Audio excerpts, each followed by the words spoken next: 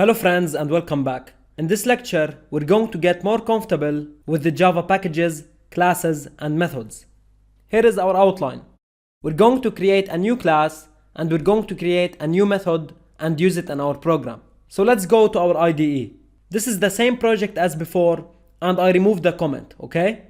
So let's start by creating a new class in our package. So over here, right click on the package and go to new Java class. This over here will appear. Now all you have to do is to type the name of the new class that you want to create. So for example, I'm going to put my name. You can put your name, alright? And over here, we can see that we can create a class and it is already selected. So press enter and have a look. Now we have a new file over here. It is a class because we can see this letter C over here and it is automatically opened over here. As you can see, this is a .java file. And this class belongs to this package. Perfect. Now, this class, as you can see, does not have a main method. And this is why we don't see a green arrow over here like the main class. So let's create a main method for this class. Let me show you this. Type PSVM, public static void main. Alright? And now press enter and the main method will be automatically generated. And now have a look. Now we have a green arrow at this class. So now this class has a main method that can be executed. So we can have multiple main methods in different classes, alright?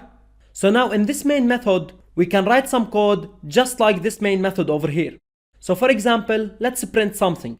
We're going to use the println method. So we have a shortcut sout. So as you can see, this prints a string to system out. So if you press enter or tab, this code will be automatically generated. So we are calling the println method. So let's say hi from my name. Okay, so the name of the class. So now have a look over here. If we press the run button, the main class will be executed. And if we press here, we cannot see this class. So in order to see it, all you have to do is to right click and run the class over here. Or we can run it by pressing over here and choosing run myname.main. Alright, so I'm going to press on this and now as you can see my name is put over here. So now whenever I press on this run button, this class will be executed. And have a look at the output. We can see this message printed. So this statement was executed because this main method was called. Okay, so now let's create another method in this class. I'm going to create a method that is very similar to the main method. So it will be a public method, also static, and it will have the same return type, which is void. Now we should give a name to this method.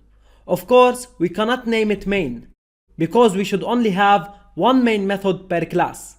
So for example, let's call it say hi. And note that I'm using the camel case naming convention. And as you can see, I'm choosing a descriptive naming for my methods. So now from the name of the method, you can predict that this method will say hi to the user of my program, right? So now I'm going to open some parentheses and I don't want to give this method parameters. So I will leave them empty and after that I will open braces. Now press enter to get to a new line and over here we will write the code for this method. And by the way, if we write this method below the main function or above the main function, it will not make a difference. What's important is that we write the method inside our class, okay? So now I will put the cursor on this line and I will press Ctrl X. So I will cut the code and over here I will press Ctrl V in order to paste it, right? So in the body of this method, we have this statement. So let's try to run this program and we are running this class, okay? So press here. And now have a look, we can see nothing. And this is because our main method is empty. As you know, the main method is the starting point of execution of our program. So whenever Java executes the main method, it will find that the main method is empty. So it will do nothing and our program will end. Alright? So in order to execute this method, we should call it just like we call the println method. Okay? So we're going to call it inside the main method. So as you know, to call a function, we put the function name and then the parameters. And this function takes no parameters, right? And of course, we will end the statement with a semicolon.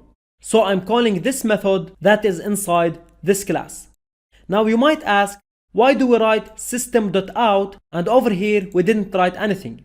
Well, as you can see, sayHi method is found inside this class.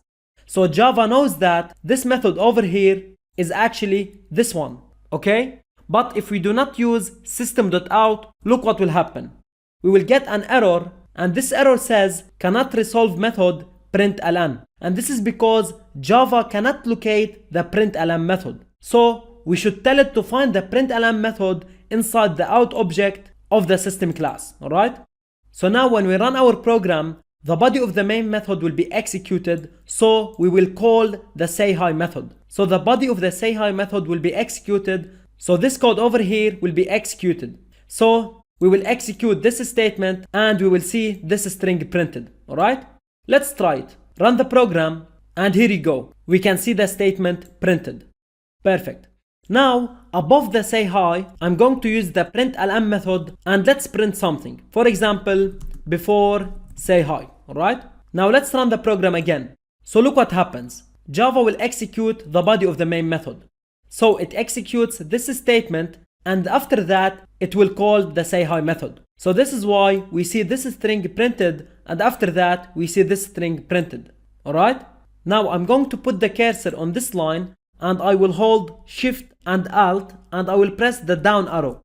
So I move this statement below the call to the sayHi method. So now let's run the program again and see what will happen. As you can see, now we have this string printed before this string. And this is because we are calling the sayHi method before we are calling the println method, alright? So the order of the statements is important. They are executed after each other from the top to the bottom. So now let's go back to our main class. In here, I will remove this statement and in this main method, I want to call the sayHi method of this class. Okay? So in here, just like we use the system class, I'm going to use this class. So I'm going to type the name of the class and then I will use the dot operator. So have a look. This class contains two methods, the main method and the sayHi method. And as I said, I want to call the sayHi method. So press tab and as you can see, now we are calling the sayHi method of this class. Let's run the program and of course we see the same output because we are still executing this class. So press on this and choose the main class, alright? Now run the program again and now we have this output. So what's happening? We are executing the main method of the main class because we chose the main class over here. So we're going to execute this statement. So we are calling the sayHi method of this class. So basically we will execute the body of the sayHi method, which is this code over here. And this is why we see this string printed, alright? Now let's go back over here and I'm going to remove the name of the class, alright? So as you can see, now we have an error because Java cannot find a method that is called sayHi inside this class. So just like we use system.out, we should use the name of the class in order to tell Java where to find this method, alright? So in summary, we can create classes inside packages and inside classes, we can create methods and we can call them in our program. And don't worry, we're going to talk about methods in much more detail later on. But as I said, I just want you to be more comfortable using methods and classes. So this is it for this video and I'll see you in the next one. Thanks for watching.